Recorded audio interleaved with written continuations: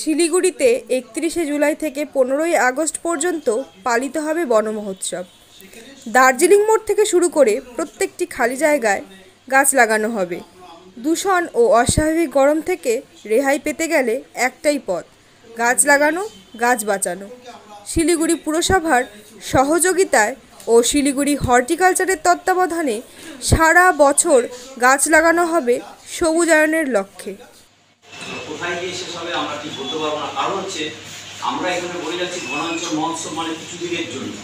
Actually এবছর আমরা stand নিয়েছি যে কিছু দিনের জন্য এই প্রোগ্রাম না, আমরা যখনই সময় পাবো উইথ প্ল্যান, উইদাউট প্ল্যানে কোনো গাছ লাগাবো না, গাছ ডিস্ট্রিবিউশনও করবো না, কোনো কিছু হবে না।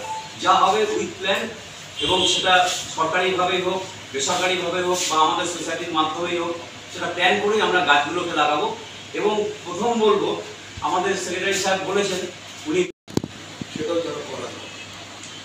আমি এটাই আপনাদের সামনে রাখলাম। আগামী 31 তারিখে আসুন এবং আমাদের এই আলোচনা অনুযায়ী কর্পোরেশন আমাদেরকে যেখানে যেখানে জায়গা দেবে, খালি জায়গা দেবে, আমরা সেখানে গাছ লাগাবো এবং শিলিগুড়িকে একটা সৌন্দর্য পরিবেশে নিয়ে চলে আসবো। এবং আমাদের যে ফক্সটেল গাছটা লাগানো হবে, ফক্সটেল পাম, সেটা 12 ফুট থেকে 14 ফিট হাইটে আমরা অর্ডার করেছি। সেই পামের গাছটা কালকেই চলে আসবে আমাদের কাছে এবং শিলিগুড়ি শহরে একটা সৌন্দর্য হবে সেই আশা দেখে শিলিগুড়ি হর্টিকালচার সোসাইটি 12 মাস সবুজায়নের স্বার্থে শিলিগুড়িতে কাজ করে যায়।